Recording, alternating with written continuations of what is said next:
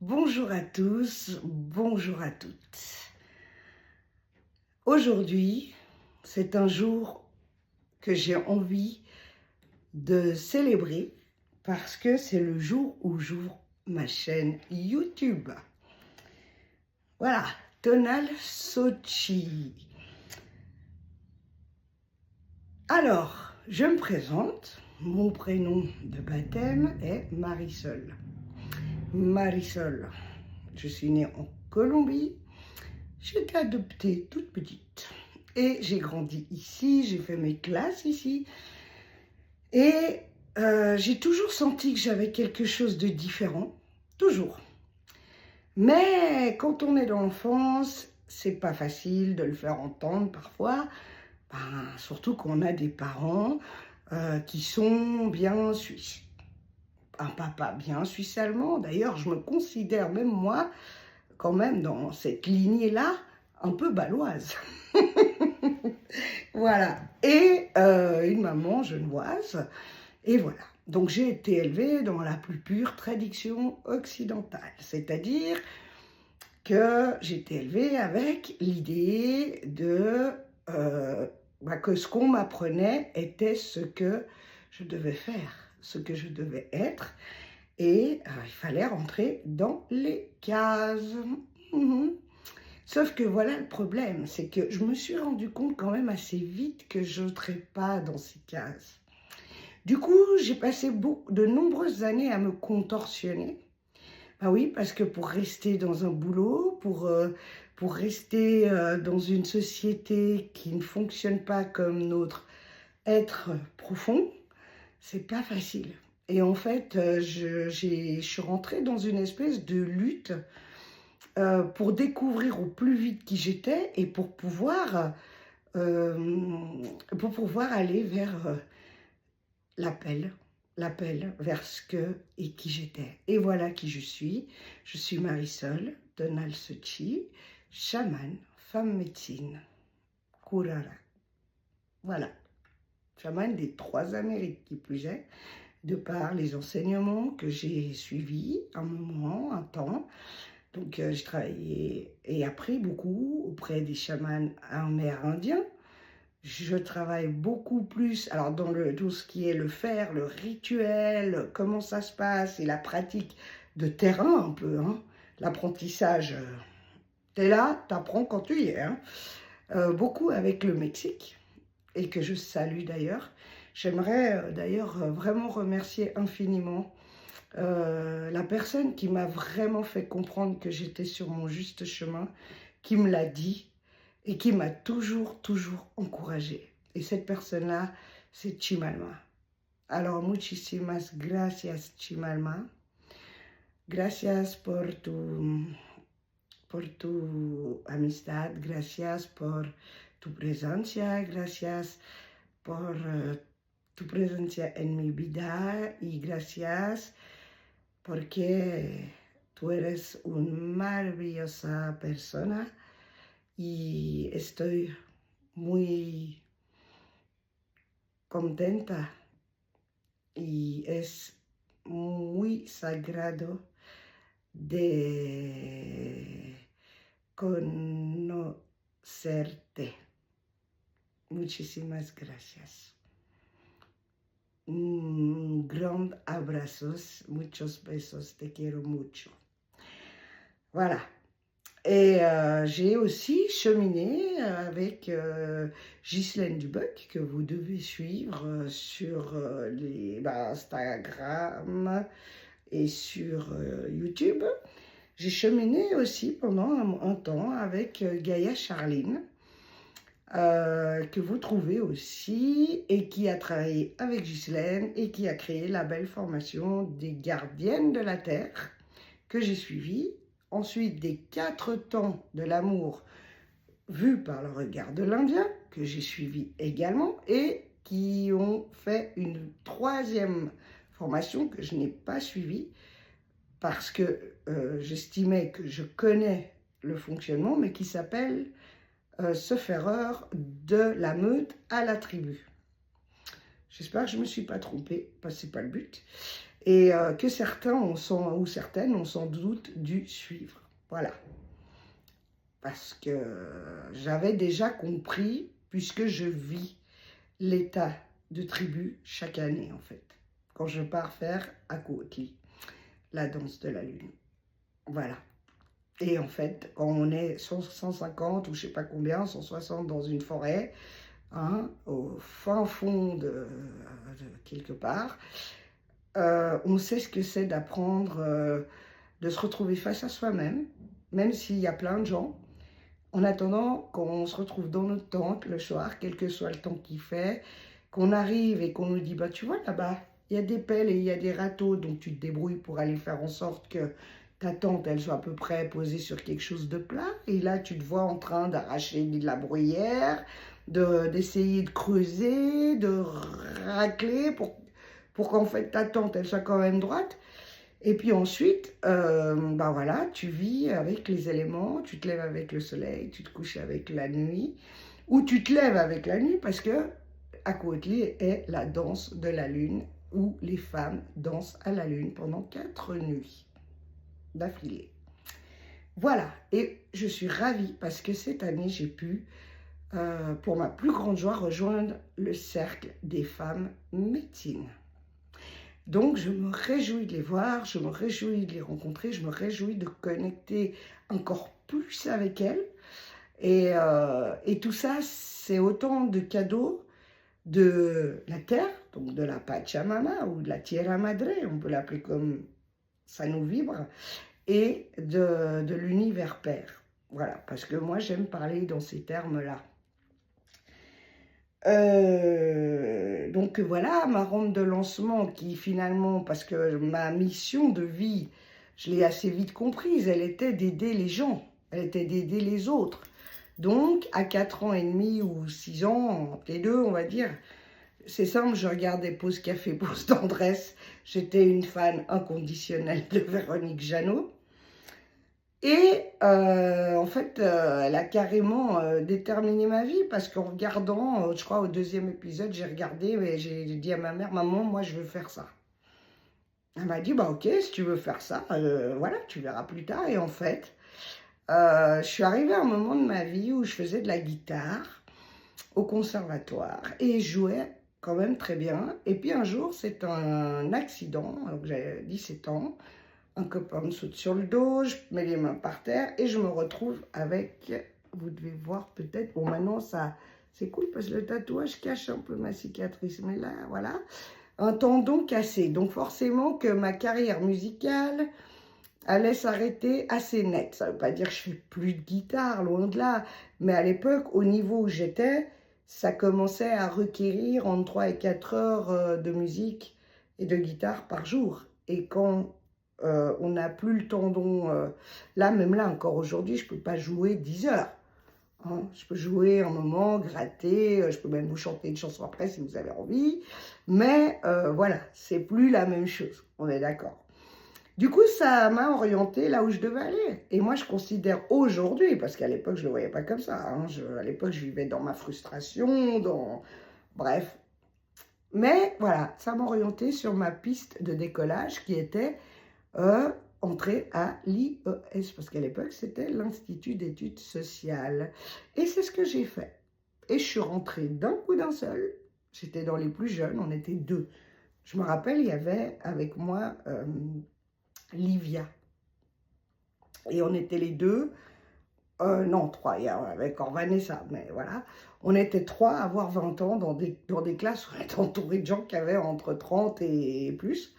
C'était génial en fait, parce que moi j'ai toujours aimé, depuis le plus jeune âge, je fréquentais toujours des gens plus âgés, où j'adorais les adultes, parce que j'avais le sentiment qu'ils me nourrissaient. Et puis, comme j'avais beaucoup de mal à m'ancrer, parce que déjà je venais d'ailleurs, donc trouver ses racines quand on vient d'ailleurs, c'est moins évident que ce qu'on pense. Et puis ensuite, du coup, se construire avec ce qu'on sent qu'on a en soi, j'allais prendre un peu chez tous les adultes qui m'entouraient, que j'avais la chance de rencontrer, même quand j'ai travaillé chez Rolex les étés pour me faire de l'argent de poche pendant 3 ans, j'avais un truc qui faisait que on me prenait un peu sous l'aile comme ça, et du coup, j'apprenais des choses parce que j'étais avec des gens, des adultes en fait. Et moi, j'avais 15 ans. Donc, c'était génial. Et puis après, plus tard, ben voilà, j'ai toujours fréquenté des gens plus âgés que moi. Et ça m'a quand même beaucoup portée. Et quand on me disait aux alentours des 20 ans, mais en fait, si tu devais dire comment tu t'es construite, t'es quoi? Et en fait, j'ai longtemps dit, je suis un patchwork. Je me percevais comme un patchwork parce qu'en fait, je prenais chez les uns et chez les autres ce qui était bon, ce qui me paraissait bon, ce qui me semblait bon, ce qui me semblait juste. Et du coup, je construisais ma personnalité en prenant un peu partout, mais ça n'a pas changé mon fond initial. C'est-à-dire que mon chemin, il s'est ouvert avec l'IES, voilà. Donc après, j'ai entamé une carrière dans le social, voilà. J'ai passé par plusieurs services. J'étais à l'assistance publique, hospice général, 3 ou 4 ans, 3 ans je crois, 3 ans et demi peut-être. Ensuite, avant ça, même pendant mes études, j'étais veilleuse dans un foyer en psychiatrie adulte. Et je crois que c'est mon plus beau certificat de travail. Je remercie encore aujourd'hui Dominique Ansermet, qui était la directrice du foyer, qui m'a permis de vivre des choses aussi, qui m'a autorisée à l'époque à partir en camp avec le foyer et les éducateurs. Et ça, c'était cadeau aujourd'hui. Je ne sais pas si on pourra obtenir ça, mais à l'époque, c'était génial. Ensuite, j'ai travaillé aussi... ensuite, j'ai poursuivi là-dedans parce que je suis rentrée au Centre Espoir de l'Armée du Salut, qui est quand même le deuxième plus grand centre où des gens souffrant de troubles psychologiques ou psychiatriques peuvent vivre. C'est un lieu de vie, mais voilà, il y a quand même 120 lits, 120 chambres. Et puis, forcément qu'on collabore quand même avec Belter aujourd'hui, qui était belle idée avant. Belter, c'est... voilà. Et du coup... pardon. Et du coup... voilà, j'ai beaucoup appris quand même au contact des psychiatres et de leur manière de faire. Et surtout, j'ai beaucoup... En fait, j'ai compris aujourd'hui que j'ai beaucoup plus appris des gens dont je m'occupais, finalement, je crois, que des professionnels. Et j'ai compris aussi que ma différence, que continuer à être celle qui allait se contorsionner pour devenir le triangle qui allait rentrer dans un rond plus petit, ça n'allait pas marcher. Voilà, ou un carré plus petit, voilà. Donc j'ai poursuivi et puis ça a été dur. Ça a été dur, je ne vous le cache pas, parce que voilà, hein, je veux dire, la psychiatrie, c'est quand même quelque chose où quand vous y travaillez, quand vous y êtes, faut être costaud. Il faut quand même être costaud parce que on encaisse, hein, ça ne laisse pas indifférent, ça ne laisse pas sans trace. Et en fait, je crois que le truc le plus dur que j'ai vécu quand j'étais à cette époque, il y avait un homme que j'aimais beaucoup, et je peux le nommer aujourd'hui parce que peut-être que... Moi, je m'en souviens, il s'appelait Jacques. Et Jacques, c'était un homme qui souffrait, je pense, de schizophrénie. Je l'aimais beaucoup parce qu'il ressemblait déjà beaucoup à mon papa. Il était grand, il était noirot, et ce qui était fou, c'est qu'il avait... J'ai su après qu'il était une fois tombé, enfin, c'est pas qu'il est tombé, c'est qu'il a eu une bouffée délirante et qu'il a cru qu'il y avait une passerelle.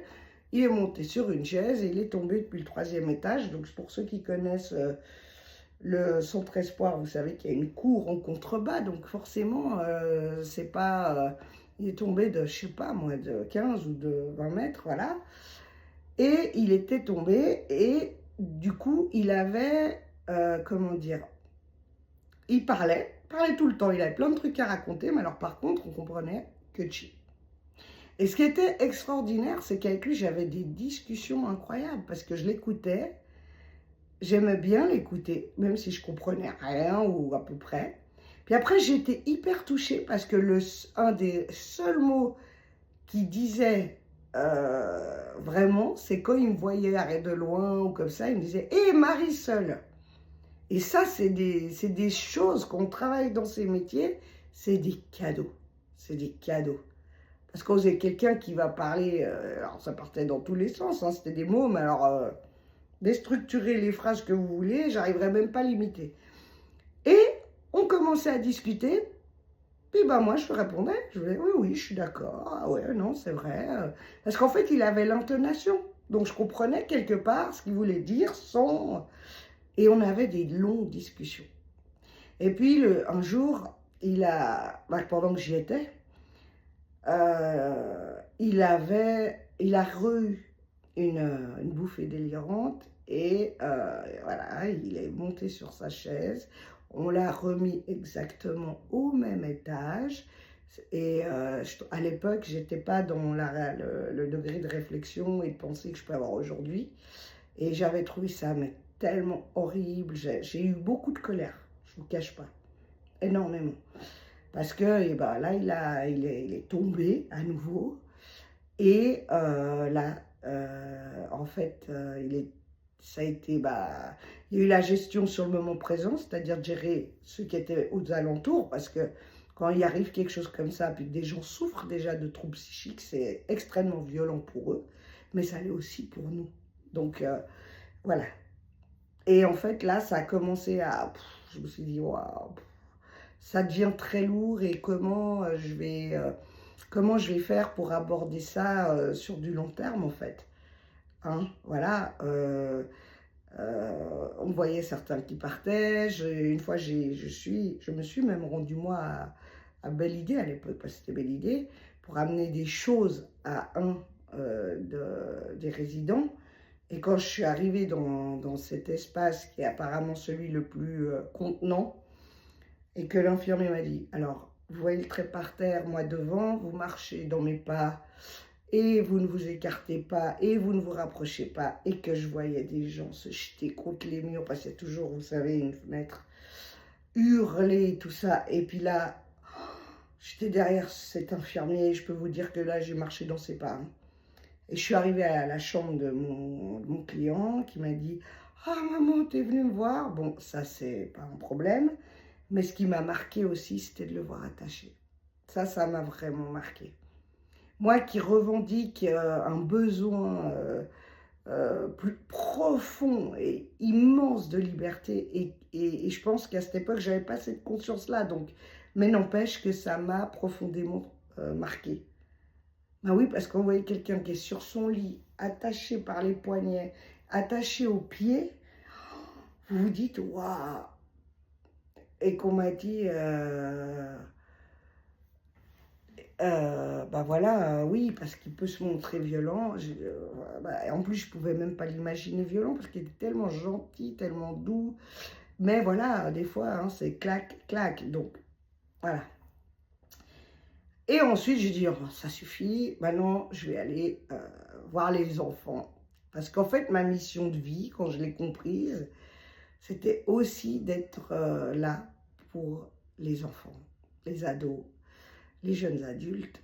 Et du coup, c'est à ce moment-là que j'ai fini quelque part. Ma carrière, elle n'est pas finie, mais au niveau purement et strict du travail social, j'ai travaillé à peu près 12 ans à la phase. Voilà, en tant qu'animatrice socioculturelle, et puis en qualité de travailleuse sociale hors mur,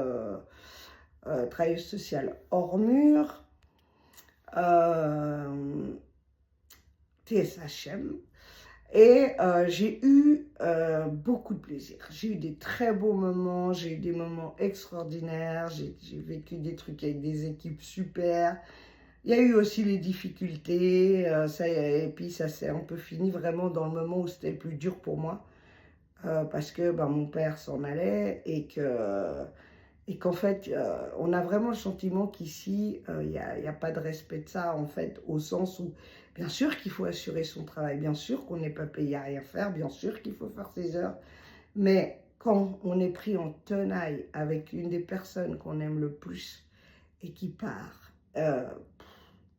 voilà. Puis derrière, vous avez votre patron qui dit « Ah oui, mais vous n'avez pas fait ci, ah oui, mais vous n'avez pas fait ça. » Puis en plus, ils avaient raison sur des points.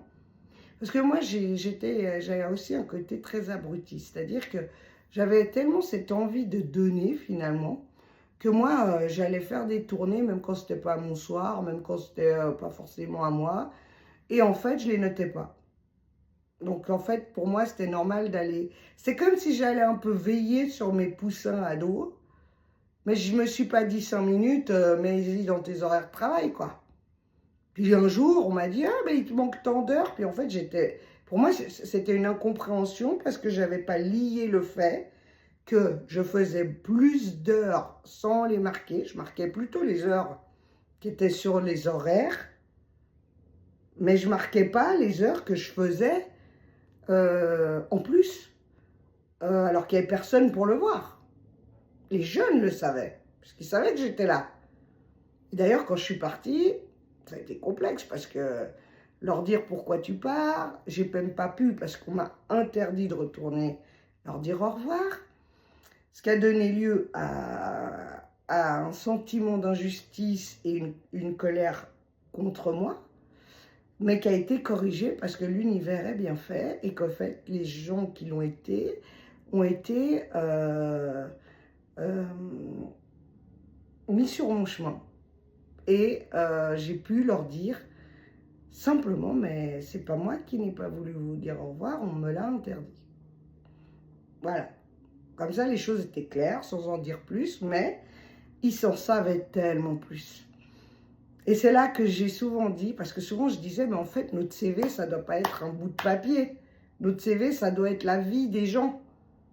Parce que quand moi je vois que je reçois ou que je peux croiser demain quelqu'un que j'ai eu en tant que client à l'Hospice Général il y a plus de 20 ans et qui vient me dire, je me souviens de vous, c'était super, vous étiez top et j'ai plus jamais eu quelqu'un comme vous, ça c'est mon CV.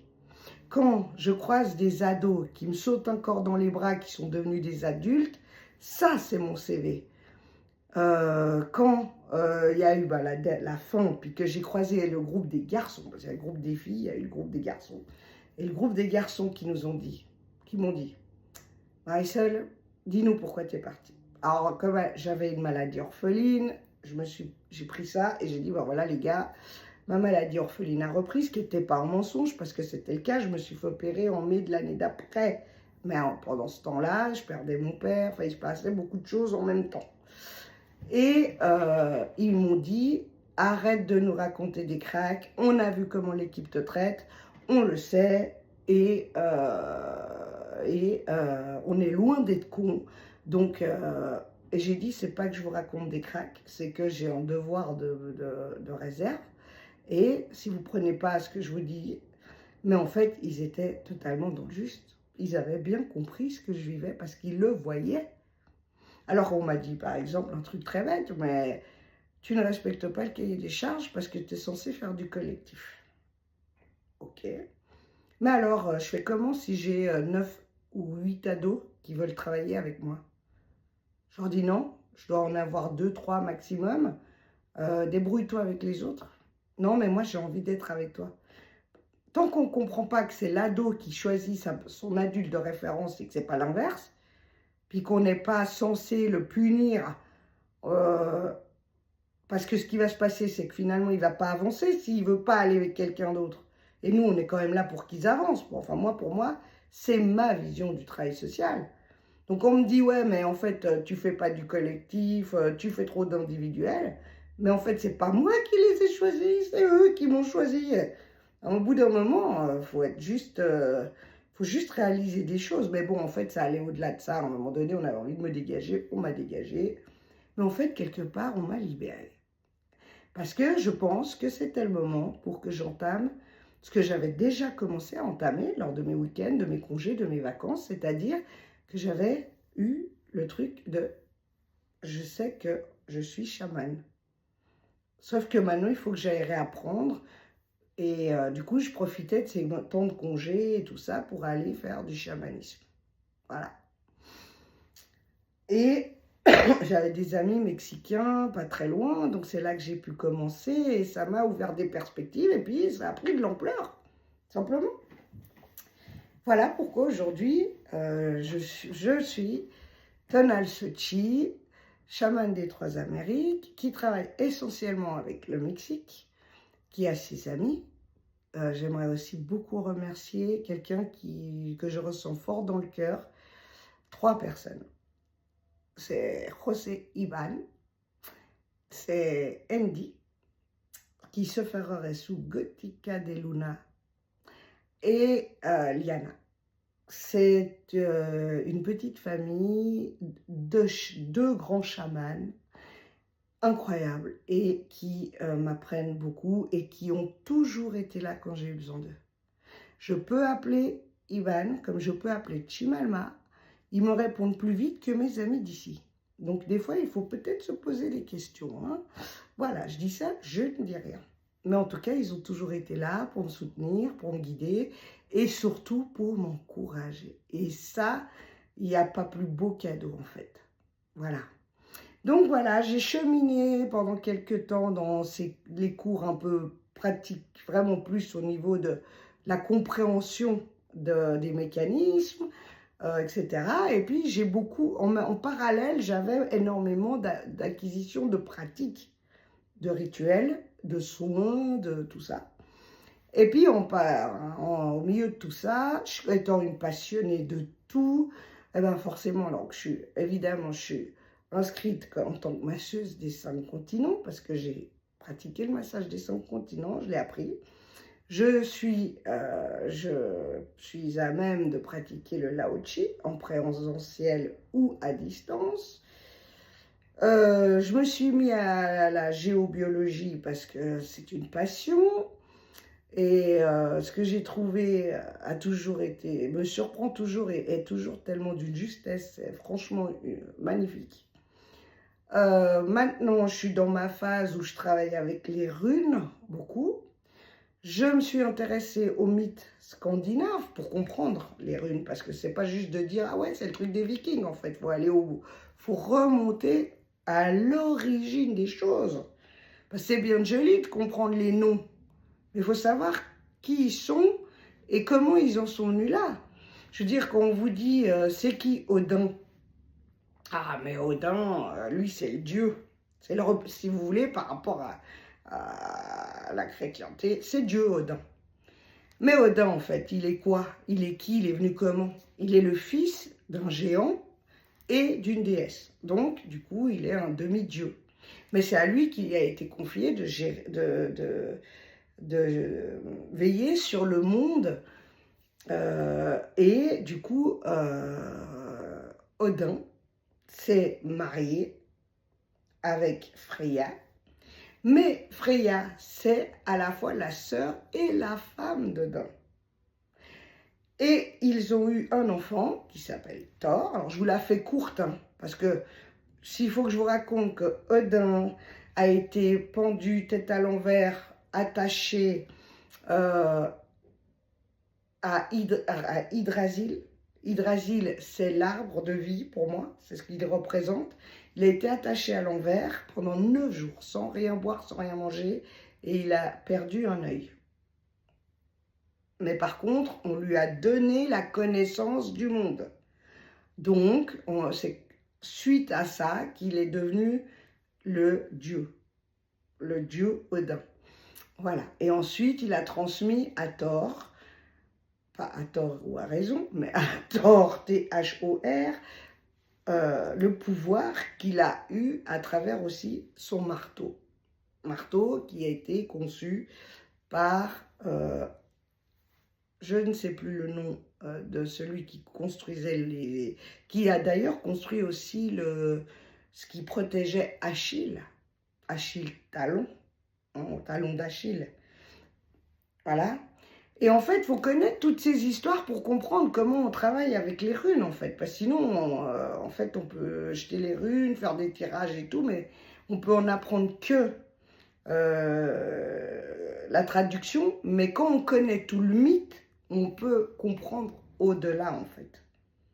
Hein? On demande à des gens, est-ce que vous savez pourquoi on dit quel est votre talon d'Achille? Bah, en fait, faut savoir l'histoire. C'est qu'Achille, il a reçu une armure qui a été faite pour lui de protection. Elle le protège de partout, sauf que lors d'un combat entre l'Olympe et puis les autres, il a pris une flèche parce qu'un des seuls endroits que ne protégeait pas sa tenue, c'était ses chevilles et son talon. Et en fait, il a pris une flèche dans le talon. Et là, il s'est retrouvé à terre, évidemment. Voilà, et là, on a pu le finir, malheureusement. D'où dire que c'est le talon d'Achille. Mais c'est pas venu comme ça en se disant, oh, ça serait sympa de dire qu'on a une faiblesse au talon. Bref, voilà. Et après, je suis allée visiter aussi le mythe grec. Je suis allée voir dans l'Olympe comment ça se passait. J'ai comparé. Et ce qui est drôle, c'est que je me suis aperçue qu'en fait, on fait toute une histoire avec la Bible, avec la Torah ou avec le Coran, mais que si on va voir les mythes fondateurs, alors il y a le mythe fondateur, Adam, Ève, la pomme, eh bien vous savez quoi, c'est drôle, parce que quand on va dans le mythe scandinave, la pomme, elle est donnée à Paris. Paris, qui est un homme. Et en fait, c'est là un peu une pomme de la tentation aussi, parce que ce sont 3 déesses qui descendent le voir. Il y a Aphrodite, il y a Athéna et il y a Héra. Héra qui est une des femmes de Odin.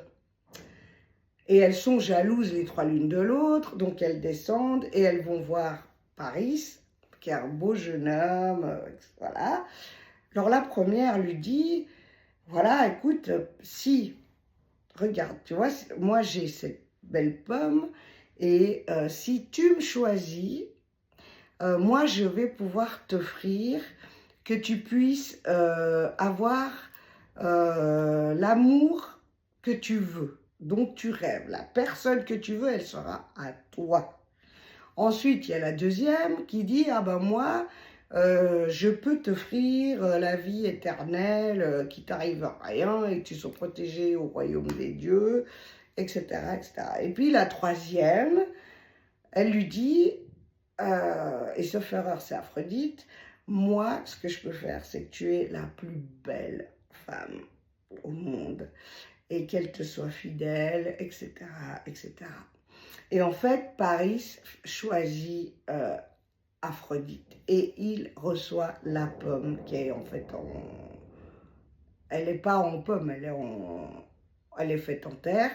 Il la reçoit et après, effectivement, il va se marier avec la femme qu'il a choisie et qu'il aime et qui a un amour immodéré pour lui. Donc après, il fait ce qu'il veut. Voilà. Et c'est marrant parce que on va dire que dans le mythe fondateur biblique, bah, c'est Ève qui s'est laissé tenter. Bah là, en l'occurrence, c'est Paris qui s'est laissé tenter. Et après, on retrouve des tas de choses dans ce qu'ils vivent, parce que plus on part de haut, et plus on se rapproche du monde, de l'incarnation terrestre, en fait, ils sont tous descendus, hein, que ce soit par des guerres, des combats, des affrontements, etc. À un moment donné, on s'est tous retrouvés là. Hein. Et vous pouvez partir de n'importe quel mythe fondateur, parce que vous allez voir que tous les mythes se relient. Et c'est assez hallucinant, en fait. Moi, j'ai trouvé ça extraordinaire. Voilà. Donc voilà, après, je suis partie, et je continue, je suis en chemin, en fait. Je marche, je ne m'arrête pas de marcher. Et de marcher vers la connaissance, d'être ouverte avec curiosité à tellement de choses qu'il faut que je me réfrène quand même. Et, mais du coup, pour me réfréner, ben voilà, je peux aller explorer tout ce que je veux, mais par contre, qui je suis aujourd'hui et qui se présente à vous. Et je suis Tonal Sochi, chamane des 3 Amériques. Voilà. J'ai un cabinet à Genève, hein, qui se trouve au 9 rue du Vuache. Donc c'est à 10 minutes de la gare, à 10 minutes de Manor. Pour ceux qui ne connaissent pas, vous pouvez venir d'ailleurs et puis en train, puis vous marchez 10 minutes et vous arrivez à mon cabinet. C'est en bas de la rue Voltaire, pour ceux qui connaissent, juste en dessous. En fait, il y a Jean Dacier où j'ai travaillé X années à l'Armée du Salut. Je passe devant d'ailleurs, quand je vais au cabinet, puis je traverse tout droit, puis je suis dans la rue d'après, rue du VH. Voilà, donc j'ai eu la chance et l'honneur, parce que c'est un cadeau de la vie, ça, de l'univers, quoi, que quelqu'un me permette de vivre mon rêve, ma passion. Donc j'ai mon cabinet qui est à Genève, voilà. Et puis sinon je fais de la, alors je fais du rituel, j'organise des cercles de femmes, j'organise des cercles de médecine du cacao, j'organise des cercles de femmes soutenues par la médecine du cacao. Je peux organiser plein de choses, il suffit que la demande me soit faite et ensuite je me mets en lien pour pouvoir vous permettre d'accéder à la découverte de notre monde. Et voilà, parce que n'oubliez pas que le chamanisme, c'est pas de se promener en poncho, là je le mets, pas je me présente, mais c'est vraiment un état d'esprit. C'est comme si vous prenez le bouddhisme, c'est pas une religion, c'est un courant de pensée. Il faut bien faire la différence. Et des fois, le courant de pensée est plus astreignant que la religion. Parce que la religion, souvent, elle emmène des gens à prendre les écrits. Tu ne feras pas ci, tu feras ça, si tu fais ça, et là, on vous balance des jugements. Alors, nous, première règle, hein, le non-jugement. OK? Voilà. Ensuite, on travaille à ouvrir les consciences et à faire comprendre que tout ce qu'on génère, il n'y a que nous qui pouvons le générer. Même la réaction de la personne en face de nous, même si elle ne nous plaît pas, et que la personne en face de nous, que le tout est une part de nous. Si je suis à côté d'un arbre, je suis une part de lui, il est une part de moi. Je suis à côté d'une pâquerette, elle est une part de moi, je suis une part d'elle. Je suis à côté d'une personne qui me déplaît au possible, eh ben, là, elle m'amène à travailler parce que pourquoi je dois aller comprendre pourquoi cette part d'elle vient me déplaire autant. Voilà. Et c'est pas parce que je l'explique que je dois devenir comme elle, hein. Attention. Hein, mais parce que, évidemment, que si je prends un exemple plus criant, étant donné qu'on dit que tout le monde est relié, si je suis relié au pire serial killer, comme j'aime bien dire toujours, je prends toujours Jeffrey Dahmer, je sais pas, j'ai ce nom qui, il doit y avoir quelque chose, je dois travailler là-dedans. Mais, le premier réflexe, c'est de, ah bah non, moi, je veux pas m'identifier je veux pas m'identifier à un mec qui a trucidé, je sais pas. Ok, mais par contre, il a en lui une part de quelque chose à quoi je peux m'identifier. Peut-être que l'identification à laquelle je peux m'identifier avec un mec comme les des gars comme les serial killers, c'est peut-être leur extrême intelligence. Ce qu'ils font en soi me dégoûte. Je veux dire, je peux pas dire, ah ouais, je comprends, nanani, nanana, faut pas exagérer. Mais par contre, la part qui fait que je suis liée, c'est peut-être l'intelligence. Moi, je la mets au service du bien, d'autres la mettent au service du mal. Mais elle peut nous lier parce que l'intelligence, elle a un certain niveau. Et quand je dis intelligence, c'est l'intelligence du cœur, c'est l'intelligence de l'âme. C'est pas forcément d'avoir fait l'ENA, Saint-Cyr et puis je sais pas quoi. L'intelligence, c'est d'arriver à naviguer dans la vie et finalement, que vous fassiez le bien ou que vous fassiez le mal, c'est de le faire le mieux possible et puis de ne pas vous faire gauler si vous faites le mal. Voilà. Bon, ben voilà, ça c'est une intelligence. C'est dur à reconnaître, mais c'est le cas. Mais il faut. Voilà. Et puis, donc, je pratique également le soin énergétique. J'ai le magnétisme dans les mains. Donc, vous pouvez venir et je peux travailler de manière magnétique sur vous. Je travaille aussi avec les diapasons de guérison. Alors, comme vous pouvez voir, ce sont des diapasons, voilà, comme ça, qui sont, je ne sais pas si vous allez bien voir, voilà, qui sont réglés sur les ondes hertziennes, hein, terriennes. Donc, si je tape et que je le mets là, j'ai exprès pris celui-là parce qu'en fait, c'est le troisième œil. Comme ça, je le stimule un peu pendant que je vous parle. Ah bah, le mien, il est bien ouvert, là, je peux vous dire.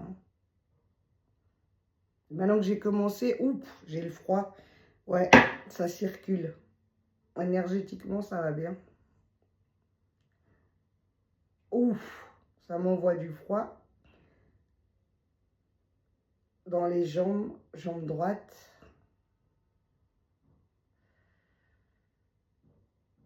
Ah, dans mon masculin sacré, ça vient envoyer quelque chose là.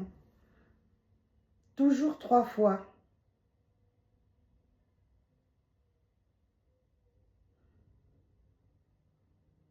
Waouh, c'est impressionnant. Il fait chaud et là, quand je fais ça, j'ai froid. Voilà, donc j'en ai 7.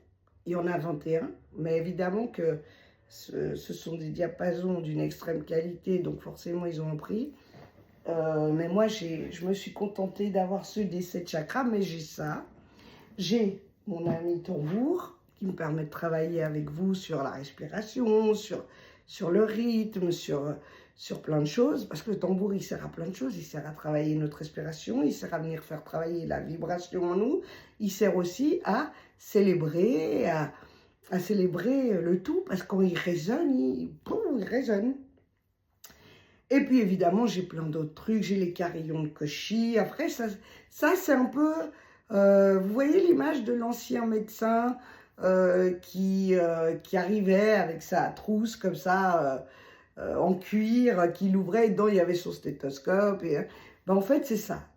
Après, les outils que nous utilisons sont des outils naturels qui ne vont pas vous faire de mal, mais on acquiert aussi ce qui se passe dans vos corps, dans nos corps, pour pouvoir aller guérir des choses.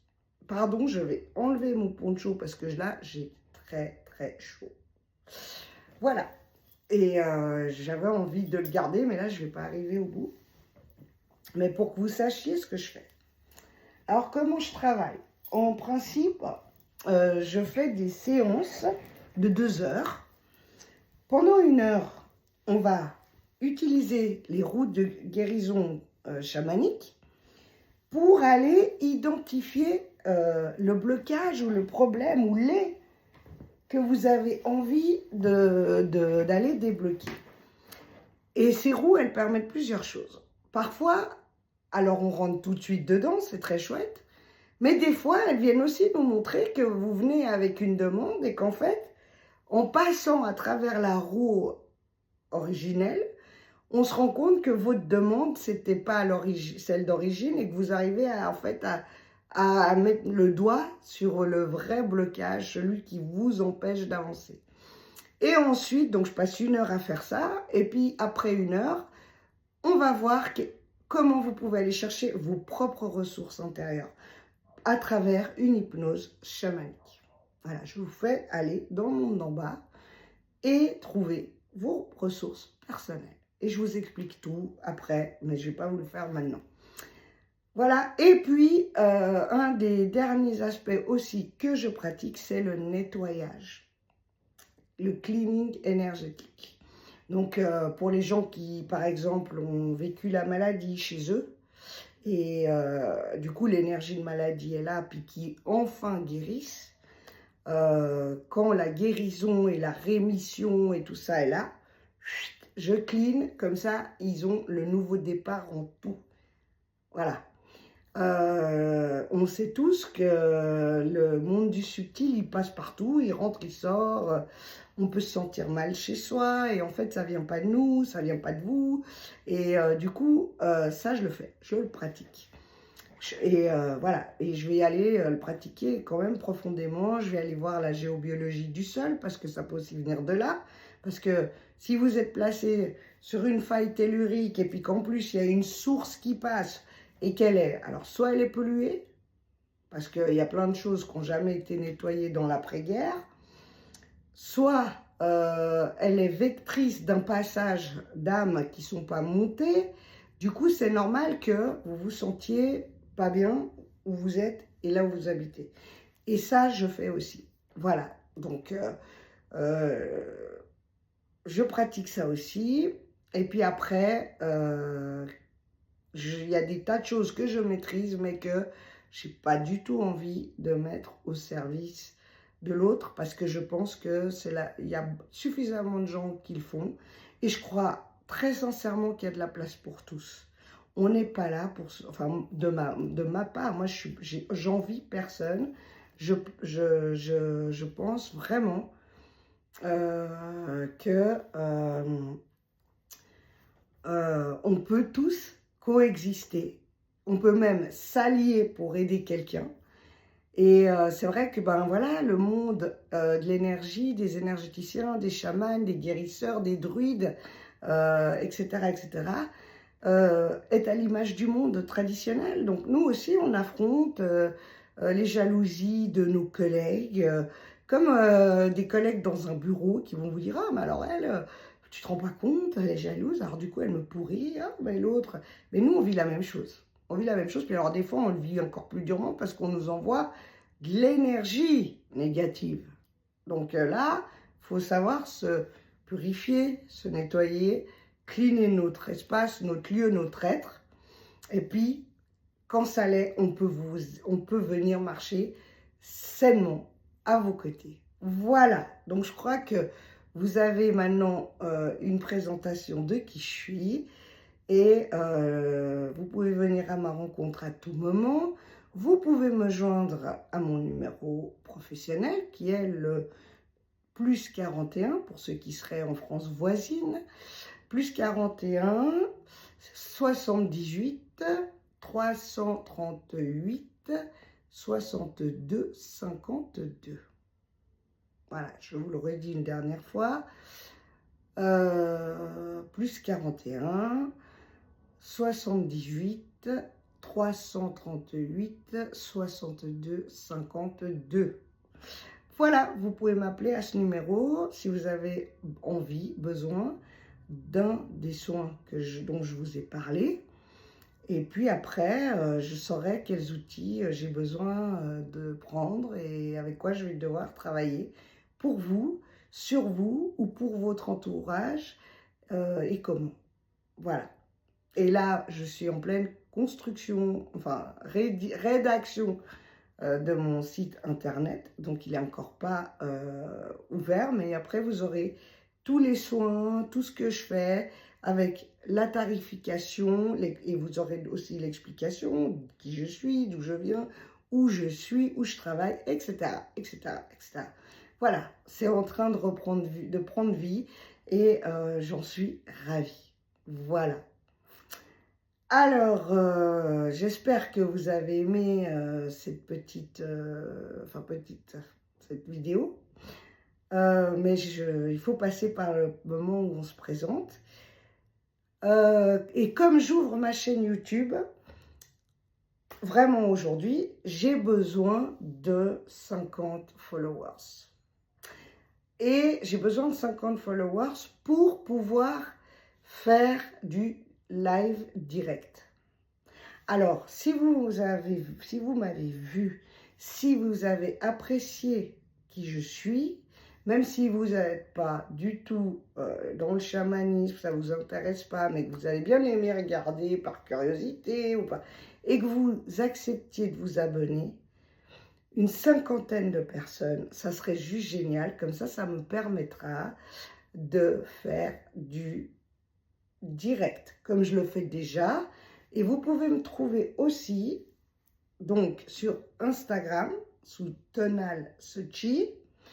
J'ai un compte ouvert et en fait, ma façon de fonctionner, ça, c'est aussi une médecine, mais une médecine cadeau. C'est-à-dire que je prends les faits de société, ceux qui me sautent aux yeux, ceux que je lis sur les journaux ou des choses que j'ai vues. Et en fait, je les développe et j'essaie de les détricoter, les déconstruire et de les regarder par un autre prisme, celui de l'Indien, essentiellement. Voilà, et j'en parle avec vous et je vous laisse aller pêcher un peu dedans, ce qui vous parle, ce qui vous fait vibrer. Et ça, c'est médecine cadeau, voilà. Donc, vous pouvez me trouver sur Instagram, voilà, Tonal Sochi. Là, vous allez pouvoir me trouver sur YouTube, sur la chaîne, quand je vais pouvoir faire des vidéos. De toute façon, je peux faire des petits trucs short. Donc, il faut que je fasse des shorts. enfin c'est ce que m'a conseillé YouTube, faites suffisamment de shorts pour avoir 50 followers afin de pouvoir faire des vidéos ou des directs. Donc, autant demander. J'ai rien à perdre.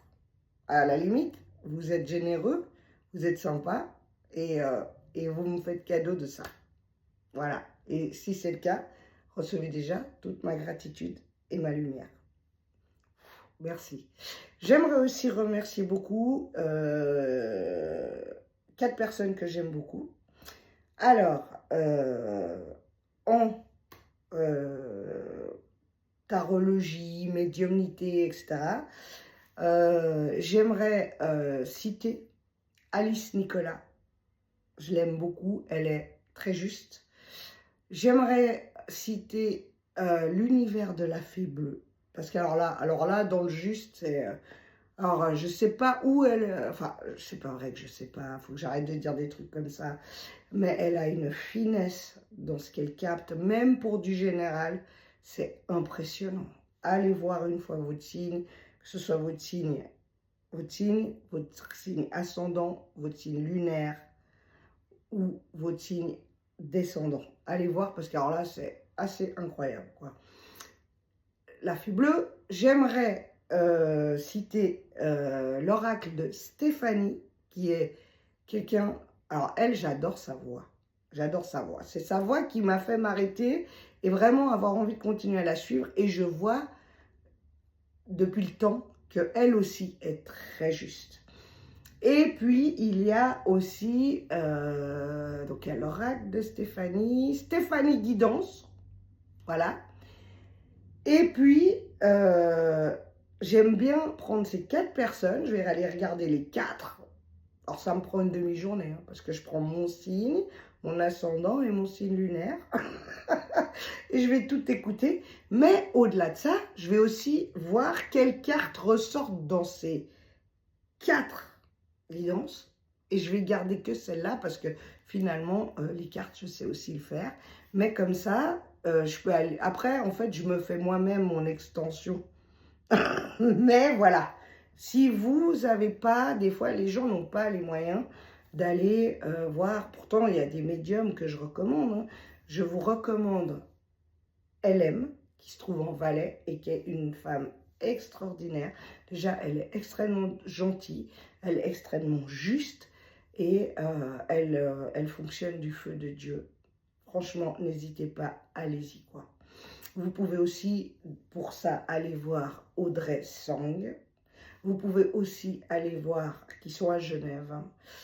À Genève, il y a Audrey Sang, il y a Héloïse, j'arrive jamais à dire son nom, Schultz, qui est à Genève et qui fait des soins de ouf, qui est une chamane de dingue. Vous pouvez, si vous êtes des passionnés de tatouage, aller voir Ariana Giselnik, Ink Tattoo Gallery ou Galerie Tattoo. Je crois que c'est ink.galerie ou ink.tattoo. Vous pouvez aller voir Ariana qui, elle, fait du tatouage sacré. C'est magnifique ce qu'elle fait. Elle est d'ailleurs géobiologiste, elle. Et elle fait vraiment elle fait des choses sublissimes d'ailleurs.